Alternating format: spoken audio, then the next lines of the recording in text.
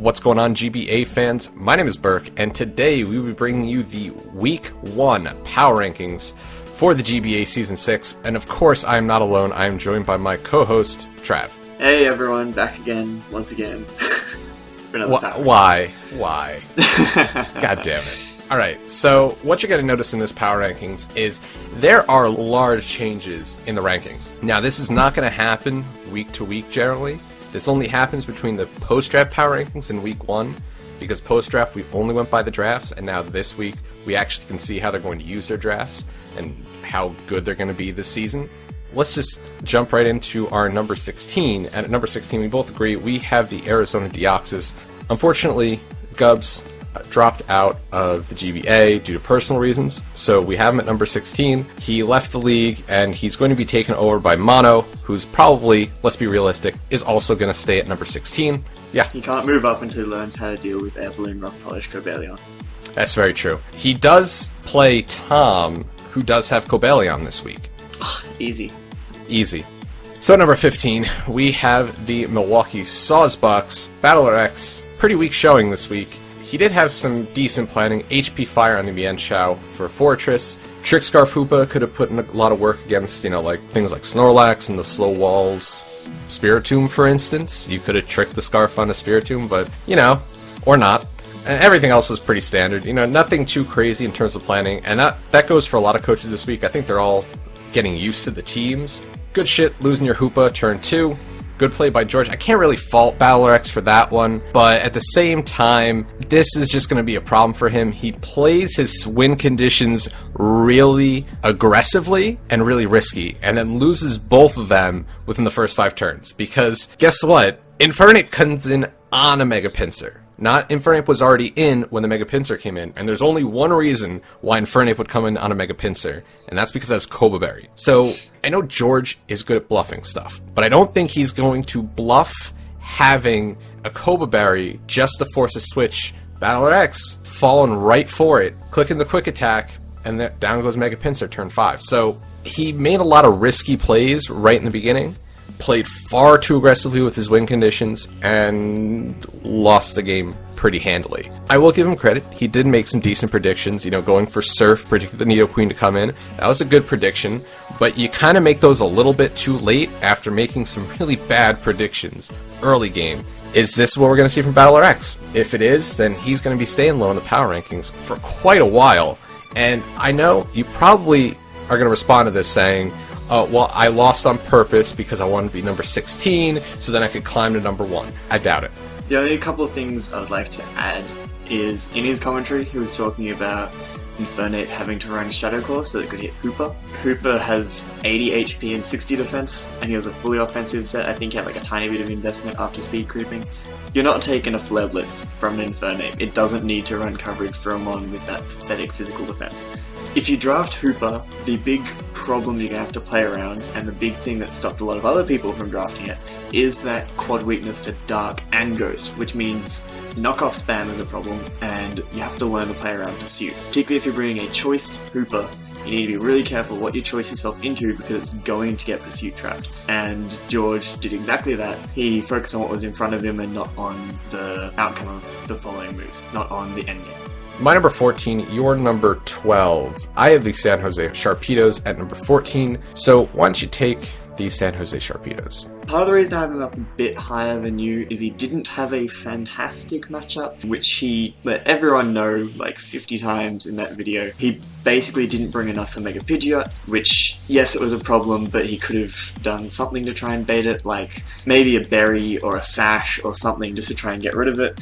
Or maybe just even a Scarfer that can take it out in one hit. The big thing with this was it demonstrated why I had his draft quite low previously, because it just had too many problems, too many things on Tut's team that he couldn't deal with well. Trick Room was a nice idea, but it didn't really make much of a difference because the things that set up Trick Room weren't the things that threatened Tup's team. He had to get up Trick Room and then pivot out into something like I'm a Champ and then use one turn of setup, and by that point your Trick Room is pretty much gone. It's a decent idea, but I'd like to see that maybe with an offensive Life Orb Jellicent or something like that if you're going to try Trick Room again. The early game miss with the Mamoswine was pretty unfortunate. because it didn't get huge damage off on Tangrowth, which then proceeded to just be a pain in his side. It was also the fact that he didn't really have much else for Tangrowth, and Mammothine, which was probably a fairly big win condition, one of the few things that can actually handle Mega Pidgeot because of Priority Ice Shard, went down super early. And he was saying, he didn't have anything to bring in on Tangrowth. You could have gone back into Xatu and it would have been a bit of a stalemate, but if you do see a Tangrowth, a good way to try and deal with it is just to run something like Toxic on Xatu and just get that thing poisoned and let it whittle itself down if it's staying in and going for coverage moves. Bulk Up Machamp was pretty cool. I actually really liked that set. Unfortunately, it couldn't do anything at all until Pidgeot was gone, and Tup played Pidgeot really well, so that never happened. The freeze against Hippowdon helped him get the differential down, but really didn't change the outcome of the match that much. Yeah, so I've got a little bit more. He was obviously nervous for this match. This is his first match being back in the GBA, and I know he's had practice in other leagues before this, but still, I get it. It's a big competition, and he has to get used to competing in this league again. What I didn't really understand was why he never brought Mega Aerodactyl. I know he said, well, I didn't want to bring a specially defensive Mega Aerodactyl because that just didn't really work out for me. It has to, because that was his literally only switch in to Mega Pidgeot. His only switch in. And you can actually take advantage of the sand that Tup's going to bring to actually make sure that Mega Aerodactyl walls Mega Pidgeot even better, because then it gets the 1.5 boost. Something like that. It's 1.5, right? 1.5. And I feel like he could have baited in Mega Pidgeot if he instead brought something like Cobra Berry Machamp. Overall, if you feel like you have a bad matchup, that's when you gotta start bringing gimmicks. That's when you gotta start bringing stuff that will catch your opponent off guard. Trick Room just does not work. It's too short. There's not enough time to set it up and actually get a sweep unless the thing that's setting up the Trick Room is actually sweeping. So, moving on to number 13, we both have the Real Marril. This was definitely an interesting match. Miguel looking really rusty this week. I like the idea of him finally opening up a front office. It's good to bounce ideas around, but even with the front office, his planning was weak. It was way too passive. The walls were they're there, and they can wall, but if you can't hit back, those aren't good walls. His walls became setup fodder, especially the Registeel. Speed control is nice. Couldn't pull it off enough to get the Rock Polish Sweep with Golurk. He's got Thunder Wave on things, but so does his opponent, and that's going to be a problem. I think Miguel he lost a team matchup. You look at his team, you look at Envy's team, and he just did not have a way to both wall and deal with Sub-Jirachi, which of course is what Envy brought. Magnet Rise on Registeel was cool, kind of unnecessary. It didn't really do everything it needed to. I know once he set up the Magnet Rise, Bradan Fan can't do much, but Bradan Fan outsped and still dealt huge damage to Registeel. And Registeel walled the Jirachi pretty well because Registeel is fat, but if you can't break the subs, then Jirachi can easily just sub. He said when he looked at the team matchup that he wanted Golurk to spin block. And he sets the Magnet Rise with Registeel. And he knows that Bradan Fan is going to spin. He even said it. Bradan Fan is going to spin. Why not go into your Golurk to make sure rocks stay up if you feel that rocks are going to be super important to the match? This was kind of weird because he's making these predictions, and he's predicting Envy decently well, but then he doesn't act on those predictions. He just lets them happen. And this is much different than how he used to play last season. And I think this is just kind of him warming back up and him shaking off the rust from last season. But you gotta act on the predictions if you feel like your opponent's gonna make those moves. I know I said nothing could really deal with the Jirachi. At least Blastoise could deal with it somewhat well.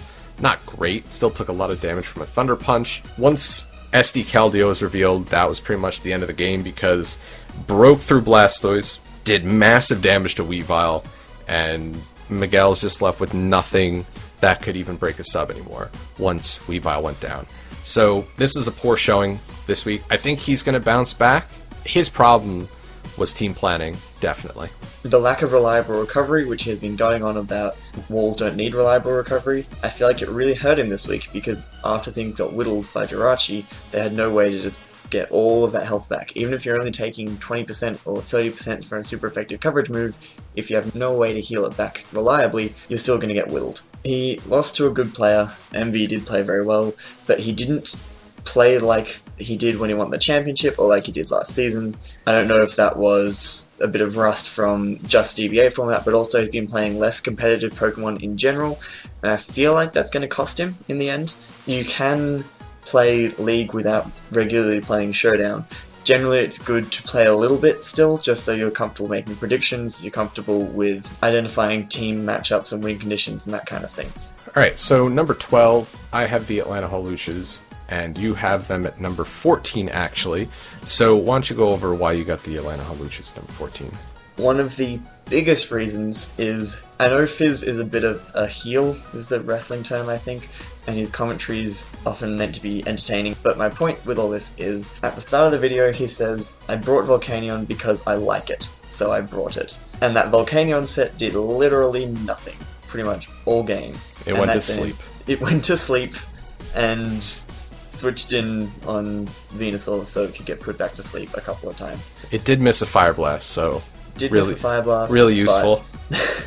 And that's, you can't control that. But I feel like unless you have an actual plan for what I need this mon to do, it shouldn't be on your team. It is a good wall breaker, and we haven't seen it used before, so it might be really difficult to fit Volcanion on a team. I'm not sure yet. I liked the Rhyperior set, a little bit gimmicky, but that's good, because it's the same sort of thing that we were talking about with Tom not doing, is he went, I struggle with Mega Venusaur, how can I beat it? I'll try Rindoberry Metal Burst, because he'll go, oh, I can just click a safe Giga Drain. Unfortunately, Nick almost accidentally, I think, didn't bring Giga Drain on Venusaur, so that didn't end up working. So unfortunately, he couldn't use that to take it down, but the Fire Blast was also nice for Skarmory, that got off a really good chunk of damage.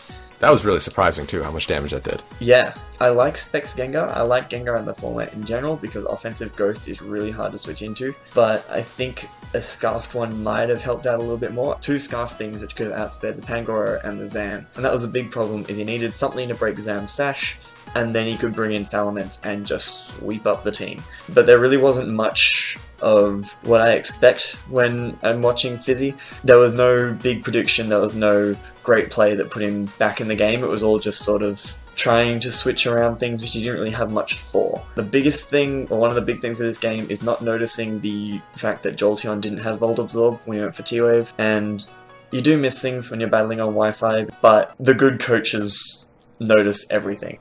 Well, I was talking about, not many gimmicks this week. This was probably the most gimmicky set. That Rindoberry Metal Burst, Fire Blast Rhyperior. That was a little bit too gimmicky, because Venusaur didn't have grass coverage. So that set kind of turned out to be a little bit useless. I mean, he played really sloppily around the Mega Venusaur. He didn't have anything for it. His thing to deal with Mega Venusaur was Rhyperior, which is an odd thing to say you have for a Mega Venusaur. He made risky plays towards the end, which cost him a lot in terms of probably differential. Not predicting the Scarf on Pangoro when Mence was your safest switch into Pangoro no matter what. This wasn't a normal Fizz match this week. The planning wasn't there that I saw. Hopefully, he fixes it up for future weeks. So, at number 11, I have the Bradan Fan, because I know people get all pent up when I say it wrong, because I say everything wrong. And you have him at number 9, I'm pretty sure. This week, Lars, your planning was good. There's a good Shaman set. Nothing on Cooper's team really wanted to switch into a Seed Flare, and nothing wanted to switch into a Crawdon. But then again, nothing ever wants to switch into a Crawdon. It's a Crawdon. It deals massive damage. Nothing too out there in terms of the planning. It was efficient.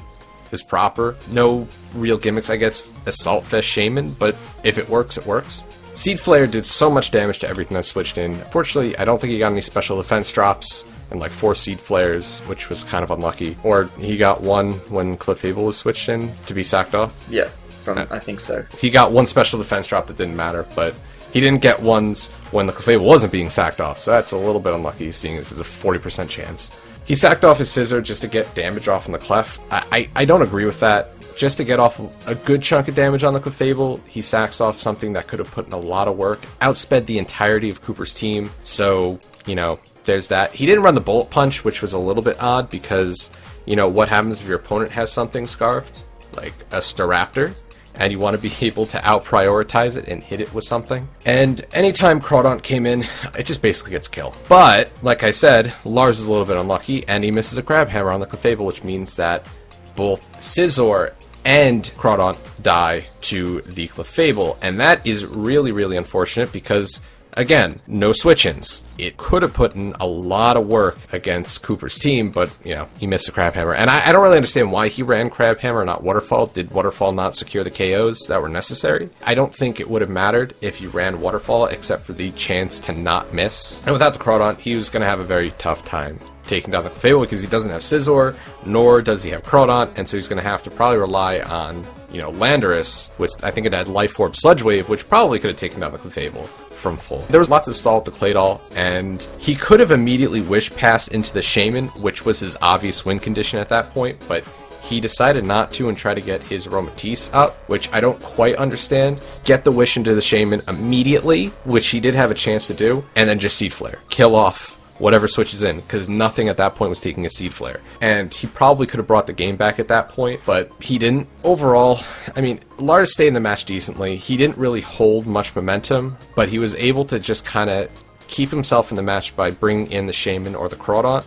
And once he lost the Crawdaunt, it was so hard for him to get back into that match. He had to rely on Shaman, and unfortunately, he just let it take too much damage, and it couldn't take on the rest of Cooper's team. Lars did get pretty unlucky this week, and they came at costly times. Every time he started to get a little bit of momentum, it would have been a much more interesting game without the hacks, but I think Lars didn't play some things optimally. It might have been better to use the Landorus to get the big damage off he needed on Clefable. Even at +1 special defense, a Life Orb Sheer Force Sludge Wave is going to do a lot of damage, because it's a freaking Landorus, that's what it does. And I think it might have been better to use that rather than the Scizor to try and get that Clefable down. I think Lando might have been able to take one Moonblast from full, maybe expecting Cooper to not have Flamethrower, but you always expect Flamethrower when you have the Scizor, because that's just how people deal with it. Plus, Clefable couldn't run enough coverage with just, 2 moves, because it already had Calm Mind and Soft Boiled that he already saw, so it had to be running 2 moves, probably Moonblast, probably Flamethrower, so it really... Which means he doesn't have Ice Beam for Landorus. So I think that would have been a better option. Letting a Aromatisse get stalled out by a Claydol is shameful. It's a Claydol. Shameful. And you have Aromatisse, which usually does the stalling out of things. And, I didn't mention this, but you're talking about it now. Fuck Claydol. I don't care how many people say, well, Claydol got 3 kills this week. It's still a shit mon, alright? It is hot garbage in a hot dumpster fire, alright? That's how bad it is. Right, time to move on, I think. Now that you've got that off your chest. I did. Alright. My number 10, your number 11. We have the New York Metapods. Dan is looking a little rusty this week, even though he's been playing in leagues this entire time. The planning this week was definitely off. He had literally nothing for setup. There's nothing on his team that dealt with setup. Not a setup Mega Absol, and especially not a setup Mega Altaria. At any point, if Geo had set up a Swords Dance for free, that was game. There's just nothing he could do to deal with it. His team was slow this week. Dan's team was slow, and he did have Sticky Web, but he never took the opportunity to set up the Sticky Webs. Although Geo was using Zapdos well to make sure that hazards were off his side of the field. Always. Dan played well around the crest, making sure it's toxic immediately. You don't want to mess with that. Just cripple it and move on with your life. Take the damage you need to, but cripple the crest. And Chansey turned out to be the ultimate setup fodder this week. Just could not touch the Mega Absol. He set up way too early with the Altaria. And if the Ditto was actually max happiness, I think he would have just gotten counterswept right there. Because what does he have to deal with a +1/+2 Mega Altaria that's spamming return? He had no fairy resists, and he had no solid walls to check it, because the one thing that would be able to check something like that would be a T-waving Chansey, but he had Toxic instead, so I don't think it would whittle it down fast enough. And he had no panic buttons in case something set up, especially the Mega Absol. If you put, instead of Life Orb, you put the Focus Sash on his Galvantula, that's an effective panic button, because he had no rocks up on his side of the field. He did use the Dragalge well. He realized that anytime the Zapdos came in, Dragalge came in and could get a big hit off anything. He had a good amount of momentum, as he normally does, but it didn't really matter this match. He decided to set up the rocks instead of going for the S-Toss as the Mega Absol comes in. And had he done that, Mega Absol would have taken enough damage where I think Volt Switch would have killed, or a Hydro Pump. Yeah, a Hydro Pump would have definitely killed. Even still, he was predicting the Mega Absol to come in, and he needed to get damage off of the Mega Absol, but he didn't. He let it set up, and he did not plan for an SD Mega Absol. He even said, I didn't really plan for it. I didn't think he was bringing it, so I didn't plan for it. SD Mega Absol is a very common set. Very, very common set. It's a very effective set. So you have to plan for something like setup when you see that your team is very, very weak to it then. Everyone, particularly Dan, has been going on about Chansey being good in the format, and I wholeheartedly disagree. This week pretty much demonstrated why I hate Chansey. It's just another one of those walls where there are some things it just won't touch, and it's forced out really quickly on. Mega Absol is probably one of the best because of Magic Bounce, but it forces it straight out, and as soon as you force the switch, sets up an SD, and he had nothing for it at that point. He completely slept on the SD set, as you said. Not even in team prep, but in the game as well. He went, I can switch into my Rotom because I won't take much damage, and then as soon as Geo clicked SD, I think he just realized that that was game, because nothing on his team could take a hit and fire back. Definitely set up too early with that Altaria. With the whole happiness thing, I would have liked to see him potentially run Frustration to try and throw off Geo. It's a bit of a 50-50 on both coaches' part. Is Geo goes, do I want to run min happiness on my Ditto or max happiness? And then the other coach, do I do the same thing? But I feel like that should come into your team prep when you're prepping against a Ditto that can potentially sweep you back, because that's what Ditto does really well. So at my number 9 and your number 8, we have the Pittsburgh Paritas. Why don't you go over this one? Mega Pidgeot does things. That does. We don't see it much in the format, even across a lot of league, but it absolutely tore through Tom's team, and part of that, as we talked about, Tom was his prep, but Tom played it really, really well. Played it a lot better than he used Mega T-Tar last season, for example. He managed to pivot into Mega Pidgeot when it had a good matchup against the thing it was facing, like pivoted in when nothing could take a hit from it, and then just click the win button. Click Hurricane, something either dies or takes like 70% and risks the confusion and can't take 2.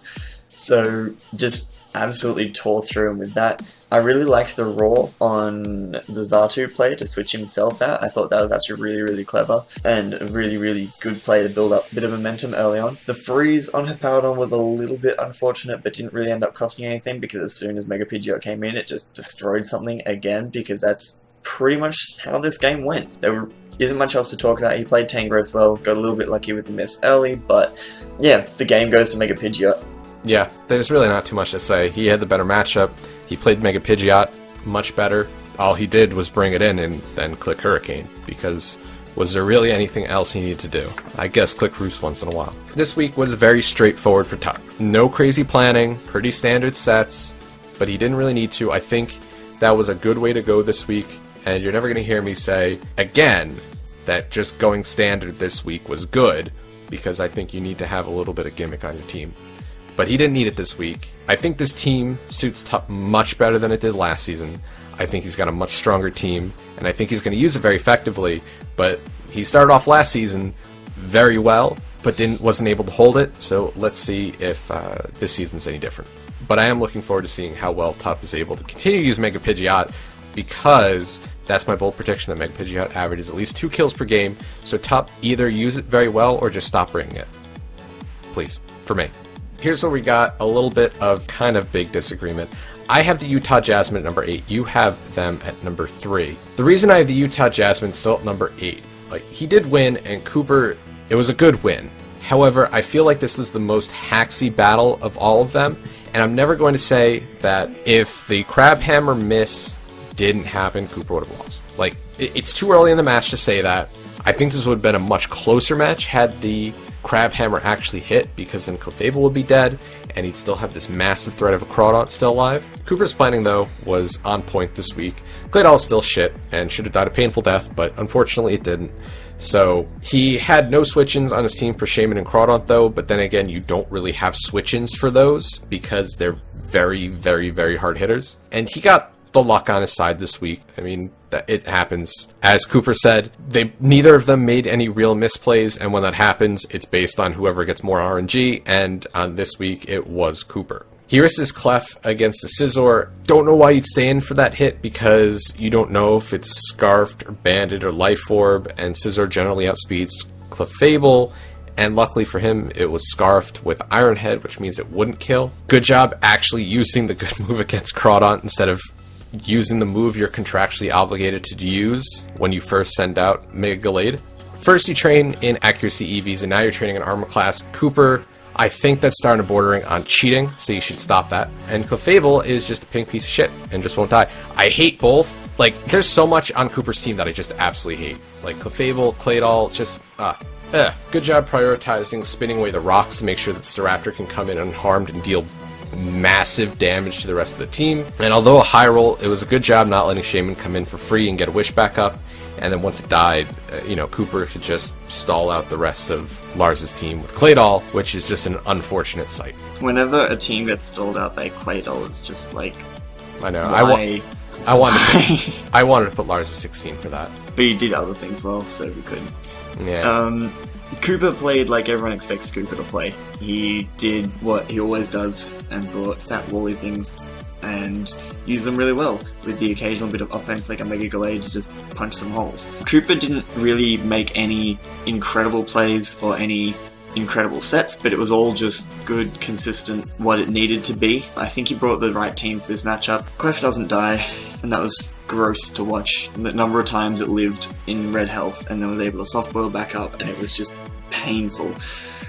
No one really, like, people either love Clef or hate it, and generally when they hate it, it's because they hate facing it. It's such a pain, and Cooper used it really, really well. He played safe, prep was safe, but he didn't need anything particularly out there. Claydol went 3-0. That's more kills than I expected it to get in this season, so congrats, I guess. Number 7. I have Newcastle United. You have them at number 10. This is one of our last big disagreements. And the reason I have Newcastle United at number 7, I know he lost, but I think this was the best match of the week, and I think Sam played very well despite having an awkward team. He had sub Life Orb Kyurem. I don't like that. There's almost no reason to rub sub and Life Orb because you're killing yourself slowly and you're doing it faster with sub. Other than that, his prep was very solid. He got played by Smackdown on Lando, which you don't really predict, but that was still amazing to see. It meant something else was going to be taking big damage because his answer to Lander's T was Magnet Rise Klefki, and when he couldn't Magnet Rise, that's a problem. No defog this week meant rocks were going to be a problem, and they were, because Sam likes to do a lot of switching, and a lot of things took a lot of damage. So, unfortunately, the rocks were there to stay. Definitely should have just sacked off Kyurem instead of letting Virizion take a huge amount of damage from the Landorus. Kyurem was only going to be able to switch on rocks once, and it probably wasn't going to be able to get off damage anyway, so... And he really just did not have the means of breaking through all of John's bulk this week. I mean... How do you break through, like, Assault Vest Reuniclus, Umbreon? It was just, it's gross. It just walled most of Sam's team this week. He did get lucky with the crit pursuit. The crit mattered. Reuniclus would not have died.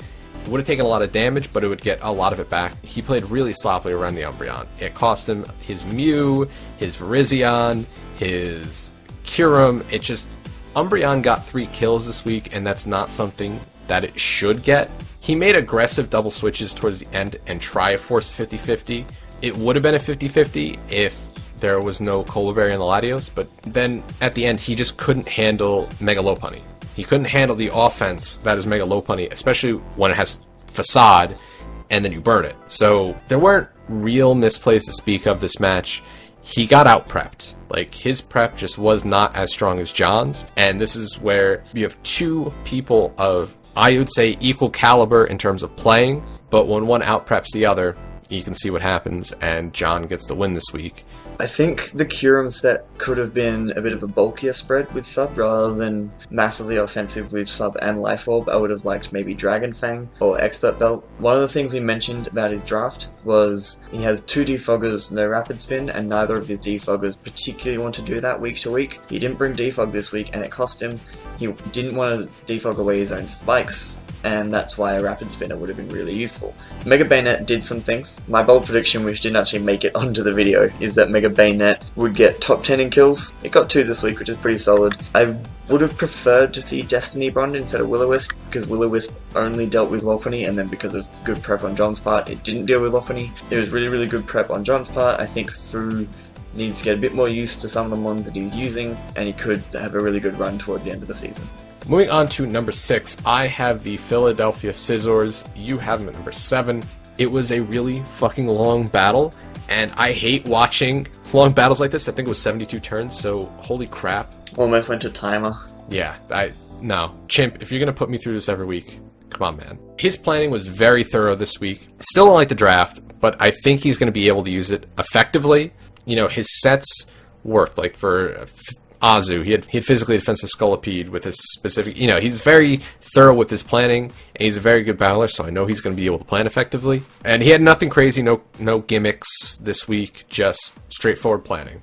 And he managed to use Steelix well to force a lot of switches, get a lot of chip damage, but that was more his opponent overthinking how to deal with Steelix instead of just killing it. He did a lot of scouting around the Metapods. He was really adamant about making sure that Metapods did not have Steel Wing. Like, he was scouting like crazy to see if it had Steel Wing, and it did. So he could have brought in Mega Diancie a lot more safely against the Mandibuzz than he did, because I think he was a little bit too worried about Steel Wing. He didn't predict Sapsip or Azu. How could you not? I mean, it's such a common set. No, how do you predict Sapsip or Azu? I mean, he said in his commentary, oh yeah, Sapsipper, Belly Drum, Azu puts in a lot of work against my team. I should have seen that coming. It's like, what?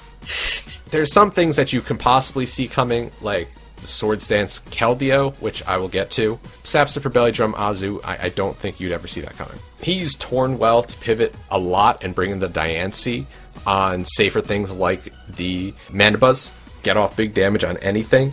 The Empower Dark on Diancie actually worked well and he just held the momentum well throughout the match. He never really let it up. He dealt well with Mega Manectric, which actually had a really good matchup against his team, but he was able to dispatch it pretty well. And I liked how he continually baited out the defog from the Mandibuzz using spikes on its Scolipede to then bring out Diancie and then continue to get big damage off on things. And one thing about Chimpack, and I don't know how true this is going to be for Envy, but I heard this in Chimpack's commentary, that he's not used to Wi-Fi. And he's used to Showdown, because Showdown, it's much, much easier to do calcs with. Because you've got the percentages right there on both sides. It's very easy to do calcs.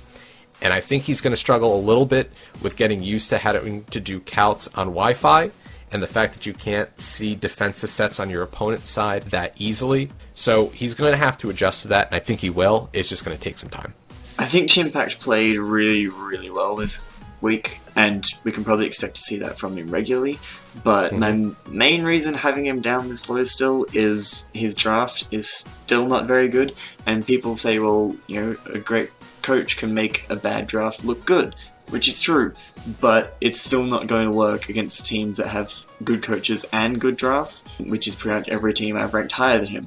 With the scouting, and you thought he was almost over-scouting for stealing on Mandibuzz, I prefer that than the opposite, which was Battler X, where it's like, oh, I can just kill this, oh wait. I really liked how he baited a lot of things, like he mentioned spikes to bait defog. He also at one point put up rocks with his Diancie to try and bait the Mandibuzz back in so he could get another switch into Diancie. It was just lots and lots and lots of putting Gubs into a corner which you couldn't back out of. And it was really high quality Pokemon, basically.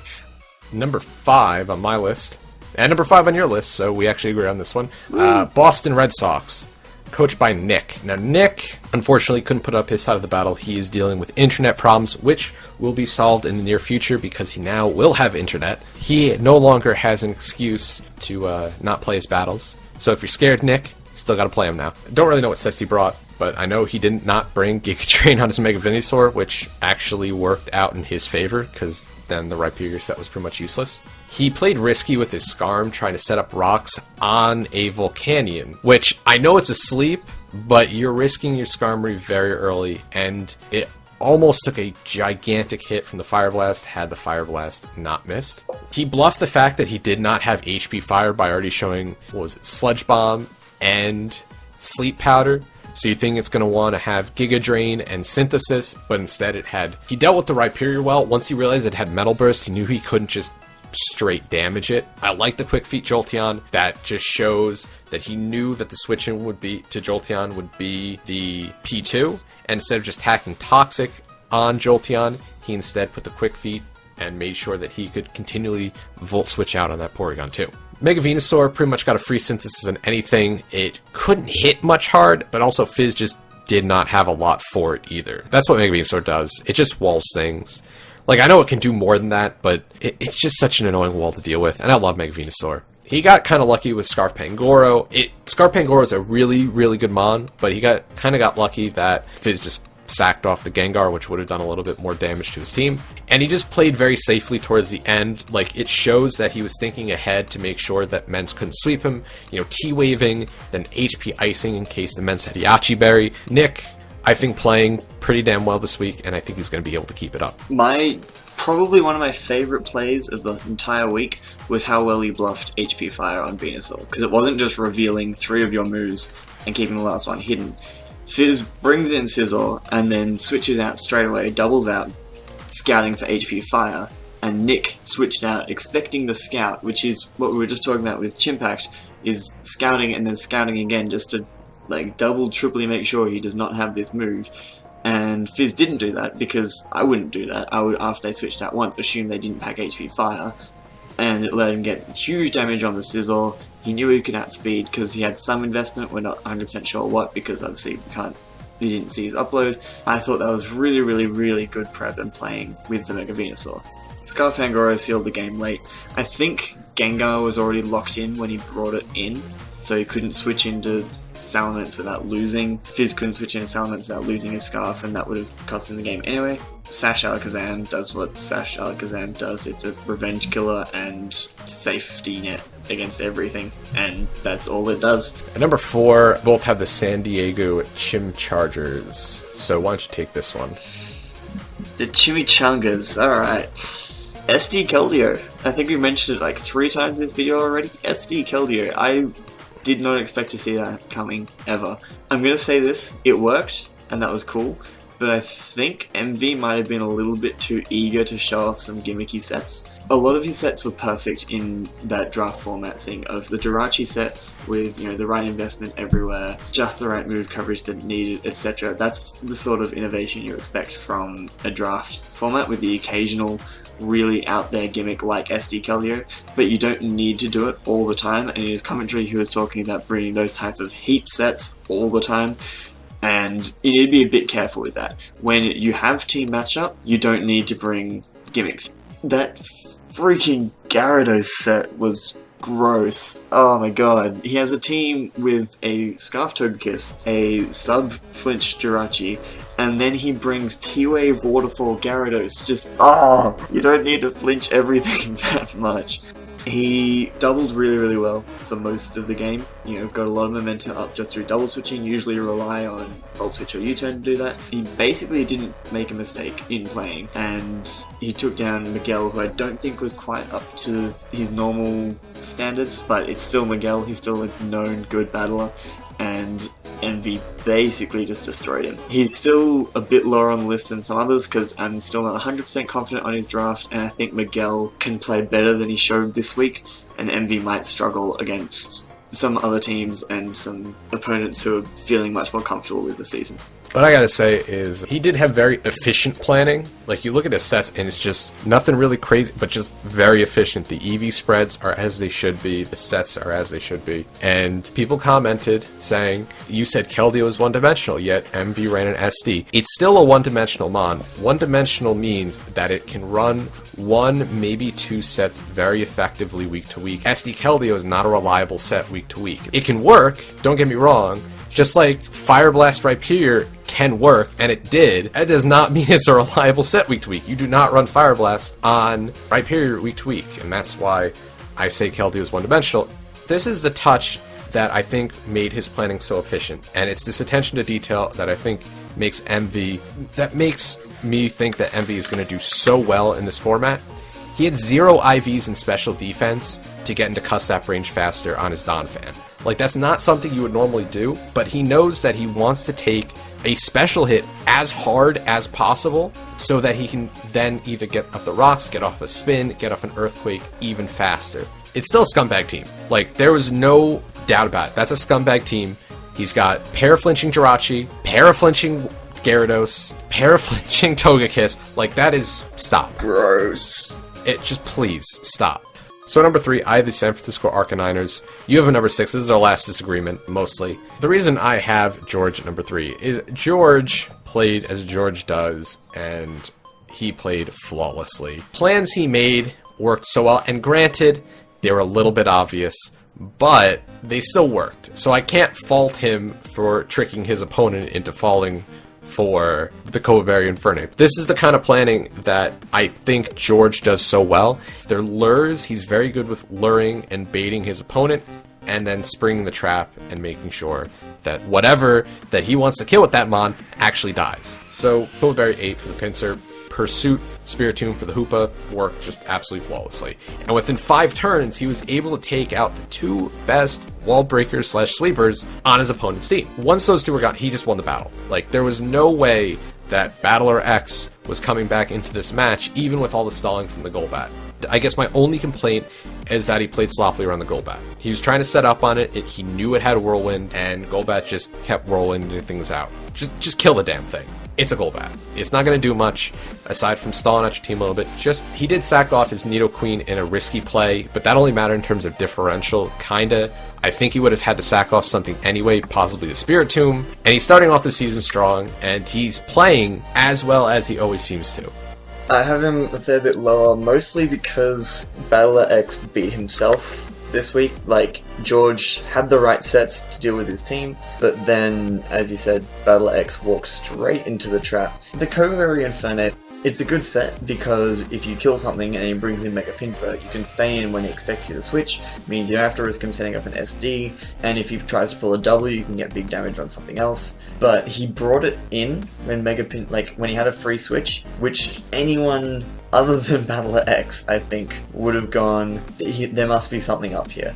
No one would risk a mon like that, and that'll cost him against better opponents. And same thing with misplaying around the Golbat. It's those kind of things that will potentially cost you against someone when you're just constantly getting predictions wrong and they're letting your team get whittled by a wall. And I think that's basically why I have him so low. Like, he did play really well, and I'm saying low, and he's still 6th for me. So at number 2, I have the San Francisco Jantes. You have him at number 1.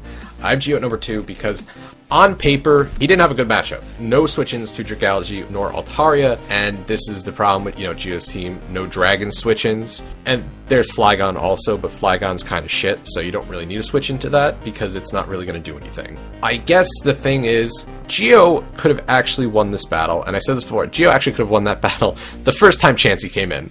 Like, So he used Ditto well, as he always seems to, and, again, could have counterswept. If the Ditto was full happiness, which is something I think he needs to make sure he doesn't do in future weeks.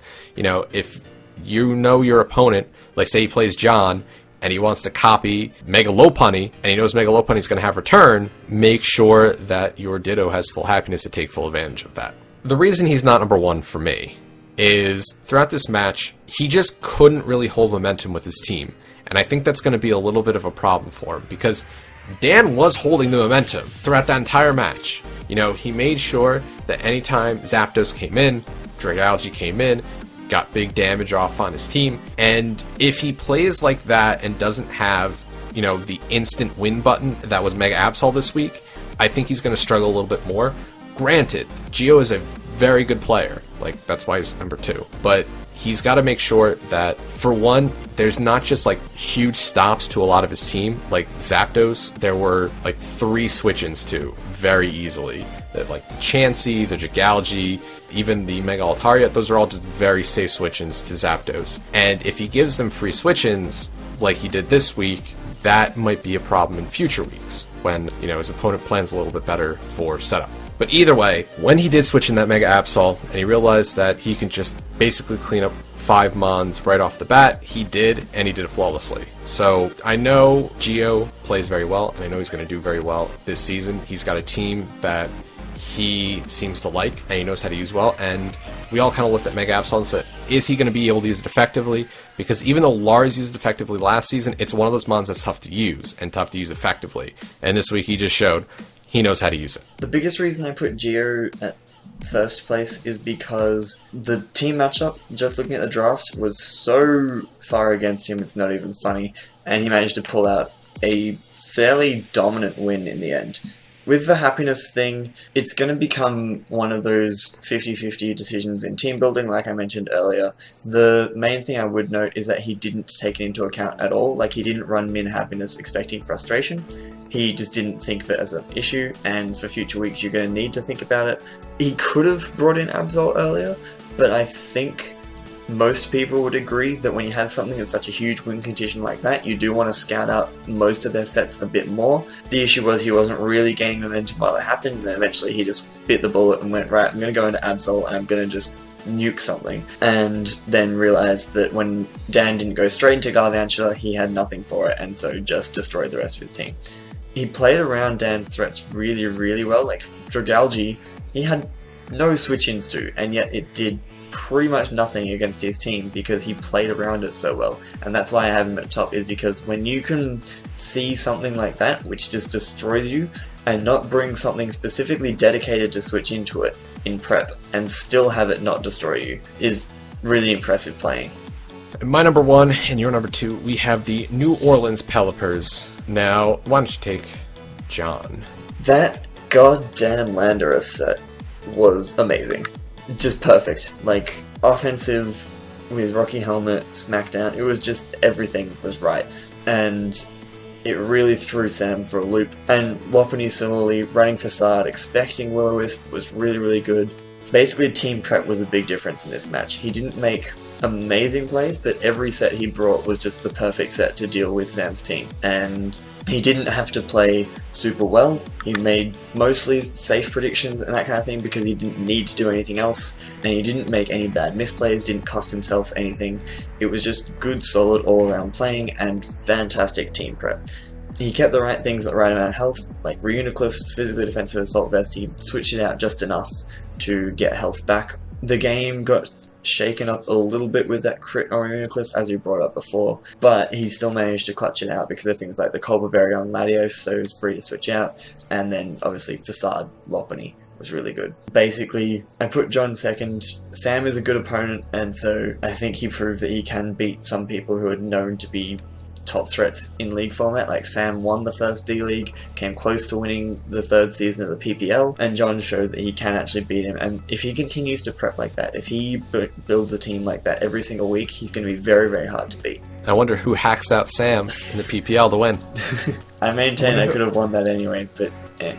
So yeah, John just had like absolutely amazing prep. SmackDown Lando, it was just the right move to run because he knew the switch-in was going to be Matarize Klefki. Or Electros as well. The rest of Sam's team was all grounded, so something was taking a big hit anytime he clicked that SmackDown. And he's going back to an old favorite, Assault Vest Defensive Reuniclus. John, when are you going to run Magic Guard eventually? It's a good set. You can run Magic Guard, Life Orb. It's okay. And he just held the momentum in this match. Never let go. Generally had the better matchup at all times. He was always thinking ahead during this match, which I really liked. I think this is best exemplified in the fact that Suicune comes in, he actually brings in his Bisharp to knock it off and get rid of the Rocky Helmet, so that later on Mega Lopunny doesn't have to deal with that. Yeah, the Crit Pursuit sucked, he lost a good switch in to Kyurem and Virizion, but despite the hacks, John was still able to stay ahead due to, in most part, to his planning. John played extremely well. There was no flaws, and I think he would have gotten a bigger victory had, the hacks not happened. So that's why I have him at number 1, because he still dealt with some shenanigans, but still pulled out a really big 3-0 victory. And it was such a great match. They're both fantastic competitors, and John showed that he really wants to win.